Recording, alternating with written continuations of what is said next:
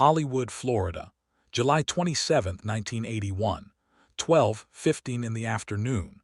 A boy stands 3 kids deep in line waiting his turn at a brand new video game.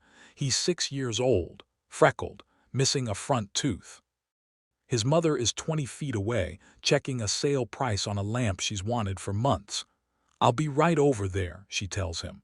"Okay, Mommy," he says. "I know where that is." She's gone 10 minutes, maybe 15. When she comes back, the boy is gone. So is every other child who'd been standing at that display. The store intercom crackles to life. "Adam Walsh, please report to the front of the store." No one comes. Across the street, in plain view of the parking lot, sits a police station. It will take nearly 2 hours for anyone to call them. Longer still for an officer to walk through the door. A warning before we go further: this case involves the death of a child, and some details ahead may be difficult to hear. This case would take 27 years to close. Whether it was ever actually solved is something you'll have to decide for yourself by the end of this video. If you've been with this channel for a while, thank you. Every comment, share, and like tells us to keep digging into the cases that deserve a second look. Drop a comment and tell us where you're watching from. We read every one. New here? Stick around. Before the store, before the search, before any of it, there was just a kid. Adam John Walsh was born November 14, 1974 in Hollywood, Florida. Sandy blonde hair, hazel eyes, a face full of freckles, and a gap where his front tooth hadn't grown back in yet. He stood 3'6" and was proud of it. He loved baseball. He loved drawing. On Saturday mornings he watched Sesame Street, same as every other 6-year-old in America that summer. He was shy, not performance shy, but the real kind, the kind where a stranger's question could make him go quiet and look for his mother instead of answering. His parents knew this about him. It would matter more than they could have guessed. His father, John Walsh, was a marketing executive working on a multi-million-dollar hotel development in Miami. His mother, Rive, was a part-time student and competitive bodybuilder, building her own life alongside raising her son. They had a house, 2 careers, a marriage, and 1 child, their only child. July 27th started like any other Tuesday. Adam watched television that morning. Around 11, his mother loaded him into the car for 2 errands: a tuition check to register him for 2nd grade, and a stop at Sears, where a lamp she'd been waiting on for months had finally gone on sale. She had the newspaper ad in her hand. They parked on the north side, the side she always used. They walked in. And in the toy department, under fluorescent lights, sat a brand new Atari 2600, a television screen, 2 controllers, and a small crowd of boys taking turns at the console. Adam wanted in. His mother looked around. Security guards on the floor, dozens of shoppers, a police station visible through the window 40 feet across the street. It was noon, in one of the most public, supervised retail spaces in the city. She told him she'd be a few aisles over in the lamp section. He told her he knew where that was. He turned back to the game. That was the last time anyone who loved him saw him alive. To understand what happened next, you have to understand a man named Ottis Toole, not as the killer, not yet, but as a pattern of behavior that existed long before Adam Walsh ever stood in that toy department. Toole was a drifter from Jacksonville, a convicted arsonist. By the early 1980s, he was already incarcerated for unrelated murders, serving multiple life sentences. He had a traveling companion and former partner named Henry Lee Lucas, and together the 2 men became known to investigators by a grim nickname: the Confession Killers.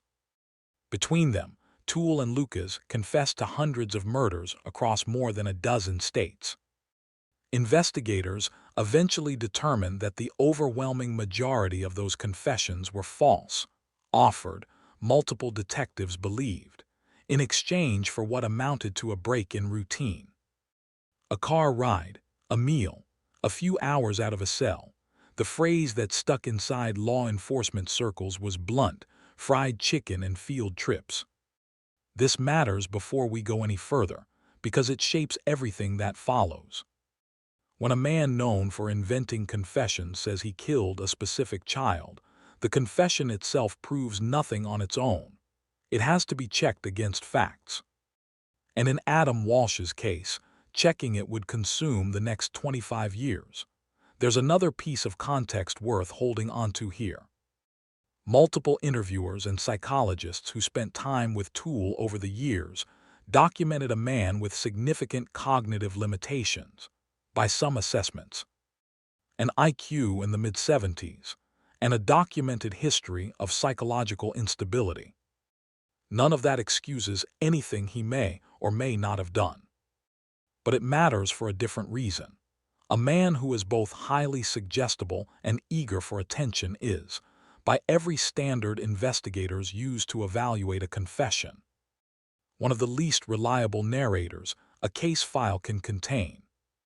That combination doesn't tell you whether he's guilty. It tells you that his own account of guilt can't be the thing that settles it.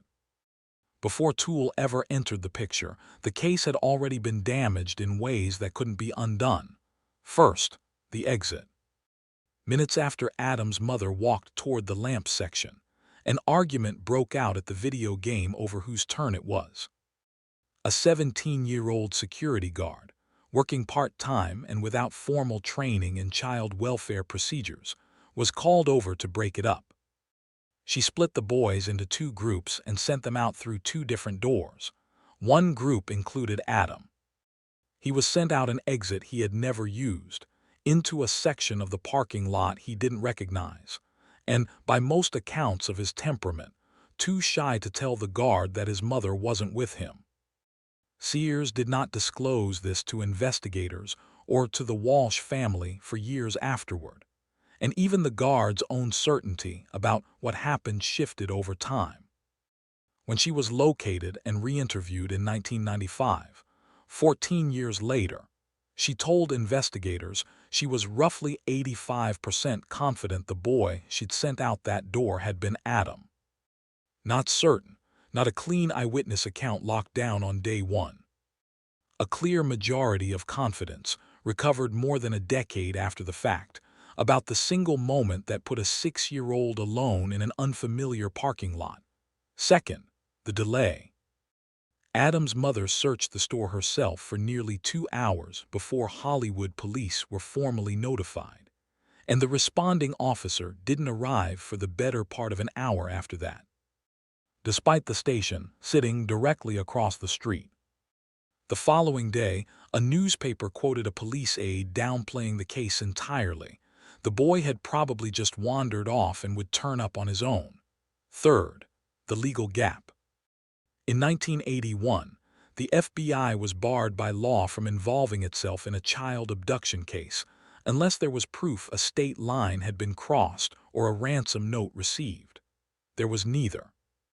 Missing children at that time were not even entered into the FBI's National Crime Database, a gap John Walsh would later describe to a coroner who, by his account, had never heard of the database in question.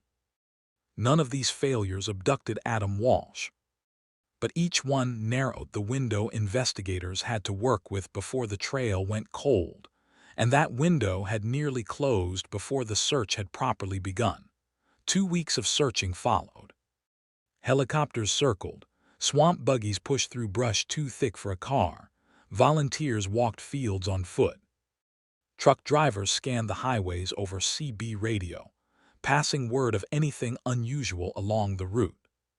Flyers went out by the hundreds of thousands, Adam's photo in his baseball uniform on every one of them. The reward for information started at $5,000. It climbed to 10, then to 100,000, funded in part by public donations, and eventually settled past 120,000, worth well over $250,000 today.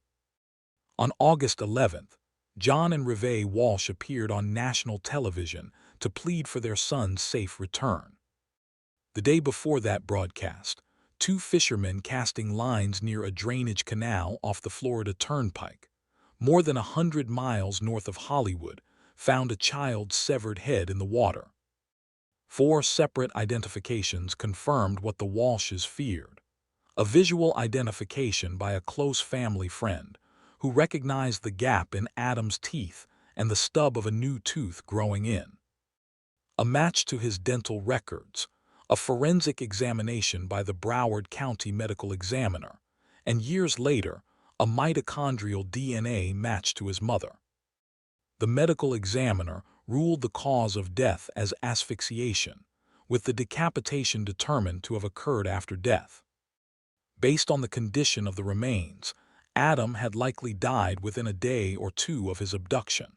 The rest of his body was never recovered.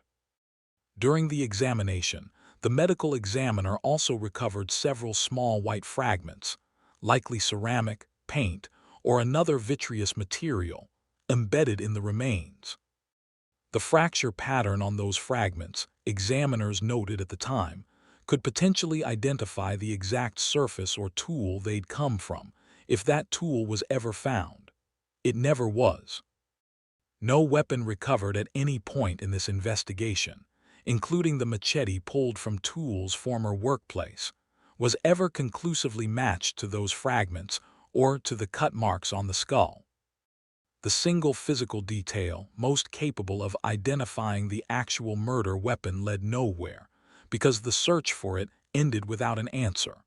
The Walsh family held a funeral with an empty casket. The remains were classified as evidence in an open homicide and could not yet be released for burial. Almost 2 years later, days before the statute of limitations would have closed the door, the Walshes sued Sears for negligence and wrongful death. The complaint argued the store had used an unsupervised video game display as bait for children, and that ejecting Adam without locating a parent was the failure that put him on the street alone. Sears's attorneys countered that Rivet herself bore responsibility for leaving her son unattended, contributory negligence. They called it, and signaled they'd subpoena the still-active police file for the civil case. That would have exposed sealed investigative material in open court and risked any future criminal prosecution along with it. The Walshes withdrew the lawsuit. By then, they'd redirected almost all of their energy toward changing the laws instead. A case that started with a missing 6-year-old was, 2 years later, still nothing more than a missing 6-year-old. No suspect, no trial, no answer. That was about to change. For 2 years, the case went nowhere. Investigators looked first at the people closest to Adam, as homicide statistics involving children typically point them to. His parents both submitted to polygraph examinations and showed no indication of deception. A family friend named James Campbell, who had lived with the Walshes for several years and had an ongoing relationship with Rivet, became the focus of a much longer and more aggressive investigation. He underwent multiple polygraph tests and submitted to hypnosis. One investigator later acknowledged that detectives had pushed the questioning well past where it should have stopped, by that officer's own account. They did everything short of physically harming him, and in pursuing him as hard as they did, crossed into territory that violated his civil rights. Campbell was, in the end, cleared. The Walsh family never believed he'd had any involvement to begin with. Other names surfaced and were eliminated along the way. A man named Edward Harold James, already in custody by November 1981 for abducting a child in a separate incident, was investigated after a cellmate claimed James had confessed to Adam's murder in detail. Investigators noted that James had replaced the seat cover in his car within weeks of Adam's disappearance, a detail that drew suspicion until his employer placed him at work on July 27th. And a voice stress analysis showed no indication of deception. He was ruled out. A second man, Keith Allen Warren, came onto investigators' radar after attempting to decapitate a victim in an unrelated incident in Nevada. A cellmate said he'd bragged about murdering Adam while in prison.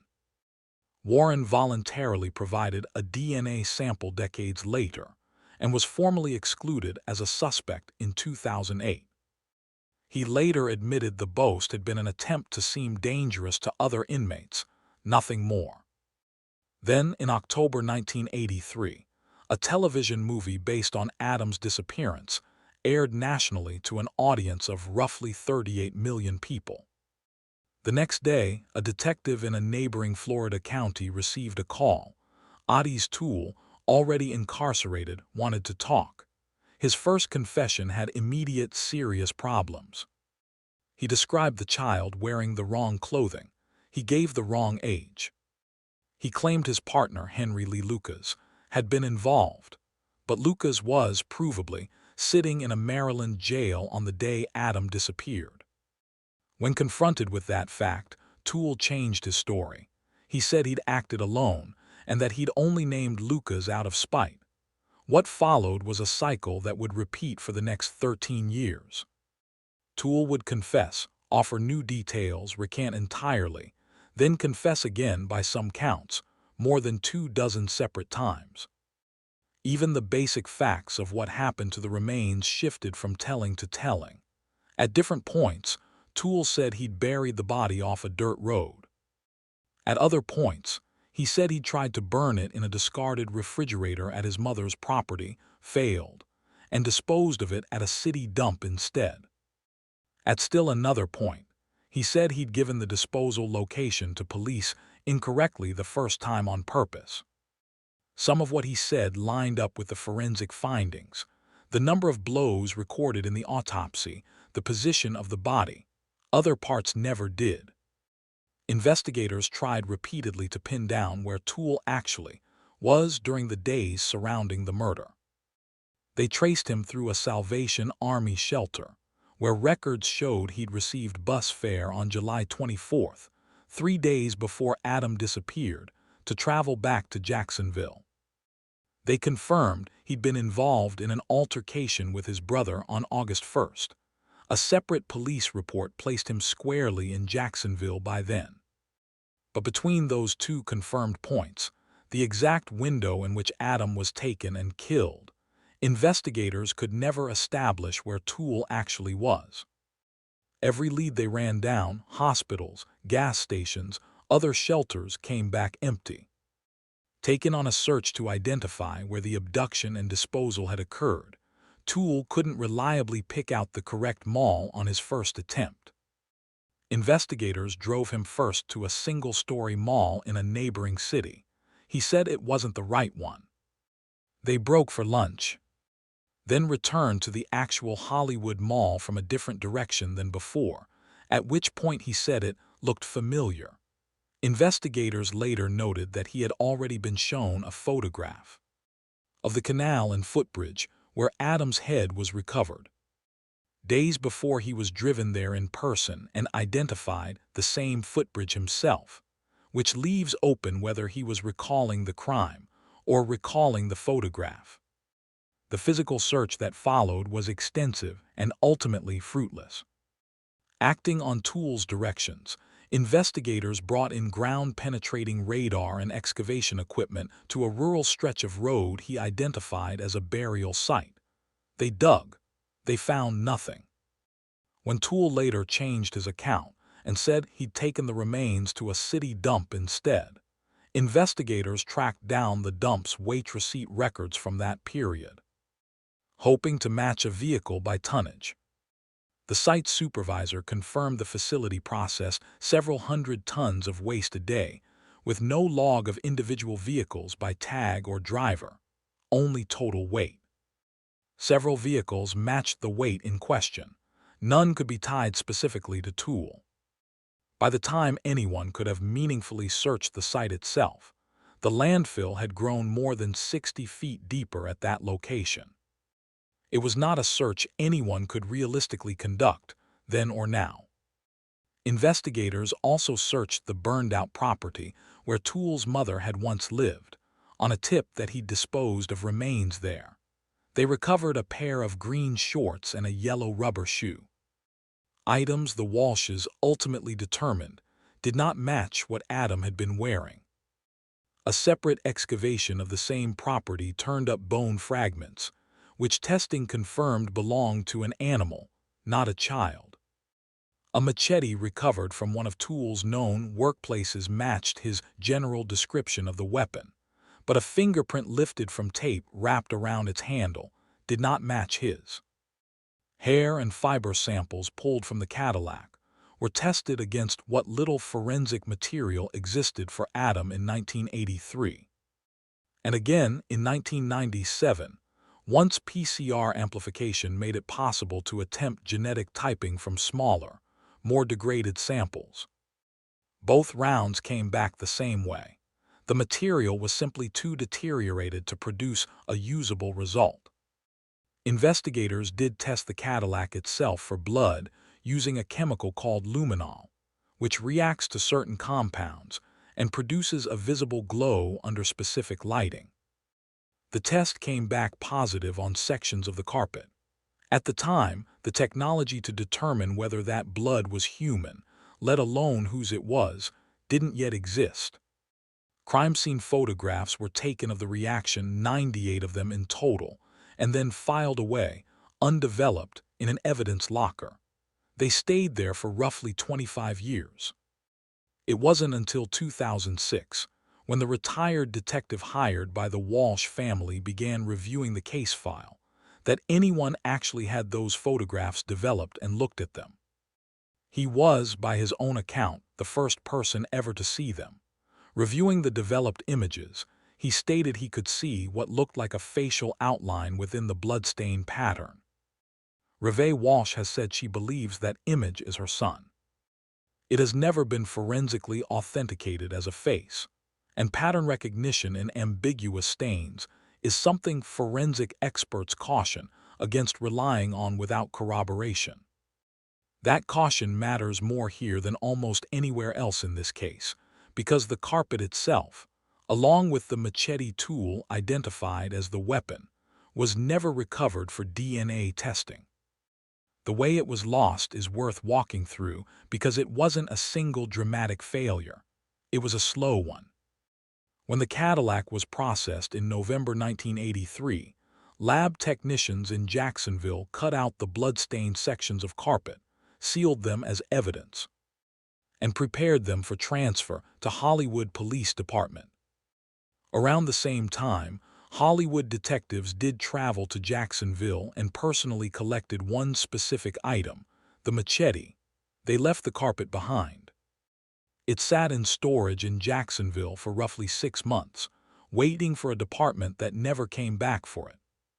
The car itself, undrivable, still impounded, was eventually returned to its rightful owner in 1984 since no one had claimed it. She sold it for scrap the following year. Whatever remained inside it by that point went with it. In 1994, a detective was assigned to finally run DNA testing on that blood-stained carpet. Technology had matured enough by then to make it possible. When the request went out to retrieve the carpet for testing, it turned up the same answer twice over. Both the carpet and the Cadillac itself were missing. The carpet that had once tested positive for blood under luminol, the only physical link anyone had ever drawn between Toole, his car, and the crime had been gone for years by the time anyone thought to test it properly. Both were logged into evidence in the 1980s. Both, piece by piece, through ordinary bureaucratic neglect rather than any single decision, were lost. By the time DNA technology had advanced enough to potentially settle the question, there was nothing left to test. Toole was never charged. Florida prosecutors determined, repeatedly, that without physical evidence connecting him to the crime, a confession this unreliable wouldn't support a prosecution.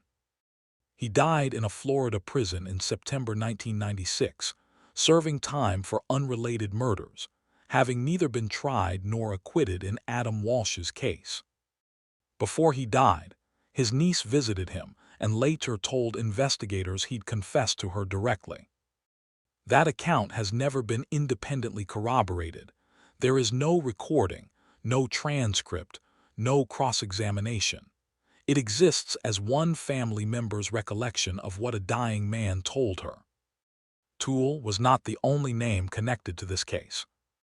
After his arrest in Wisconsin in 1991, several people who had lived in South Florida in the summer of 1981 came forward, stating they believed they'd seen serial killer Jeffrey Dahmer near the mall the day Adam disappeared. The documented timeline puts Dahmer in the area.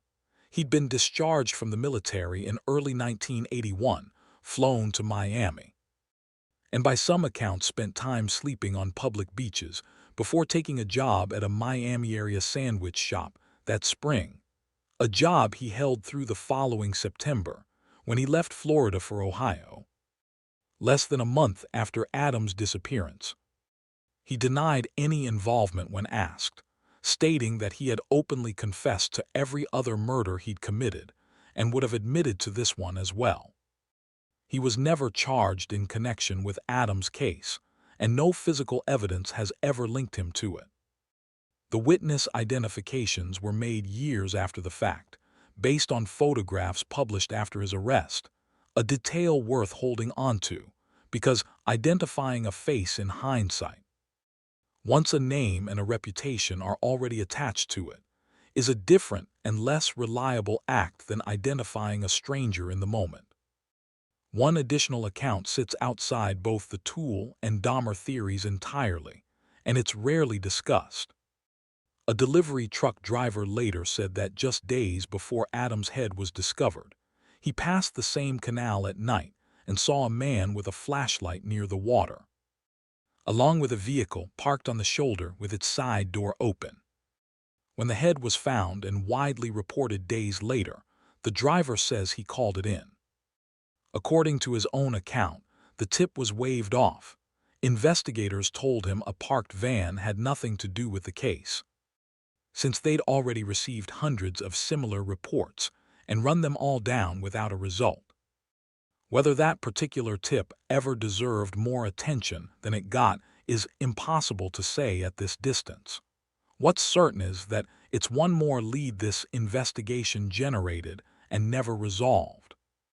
In 2008, John and Reve Walsh hired a retired detective to review the case file in its entirety, more than 10,000 pages, spanning 27 years. He concluded that Ottis Toole had killed Adam Walsh. Hollywood Police Department reviewed the findings and agreed. On December 16, 2008, Police Chief Chadwick Wagner held a press conference with Adam's parents present and announced that the case was officially closed. There was no new DNA, no new witness, no trial. Toole had been dead for 12 years. Wagner was direct about what the closure was and what it wasn't. He acknowledged that the department had made serious mistakes during the original investigation, and he apologized to the Walsh family for them. He also said that anyone looking for one single decisive piece of evidence wouldn't find it here, and that the absence of new evidence, combined with Toole's death, left room for skeptics to doubt his guilt. John Walsh stood and called it a reaffirmation that his son hadn't died in vain. That's true. It's also a different claim than the one this press conference is often remembered as making. Closed was a determination made by a police department reviewing its own file. It was not a verdict returned by a jury that heard evidence tested under cross-examination. No defense attorney ever challenged the luminol photograph.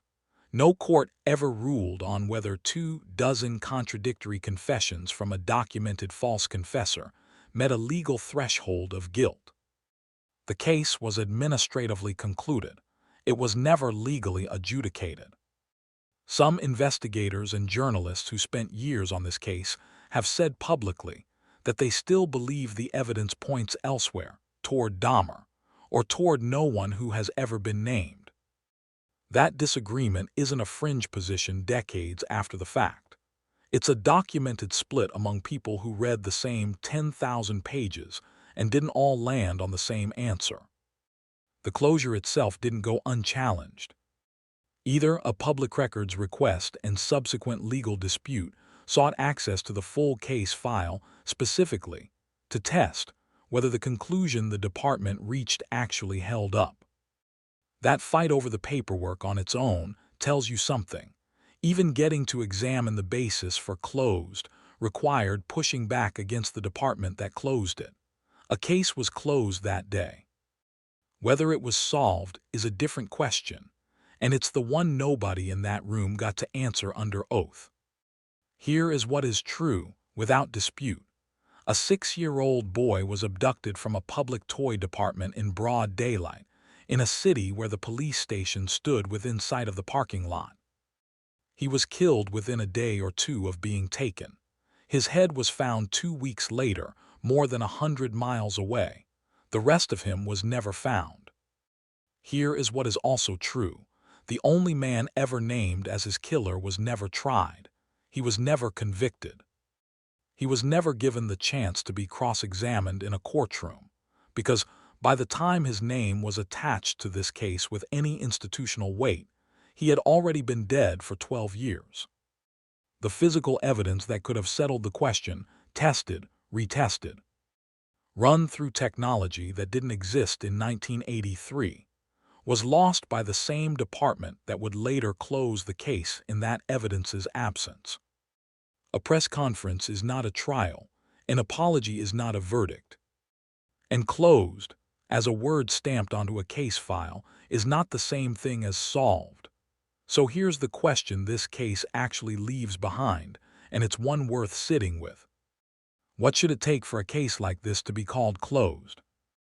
A confession from a man known for confessing to things he didn't do. A photograph of a bloodstain that one retired detective believes resembles a face. Or something that's never existed here at all, a courtroom, a jury, and a verdict that survived being tested. We're not going to tell you what to think. We're going to ask you to decide for yourself and tell us in the comments, should a case ever be allowed to stay closed without ever being proven? If this one stayed with you, you know what to do. We'll see you in the next one.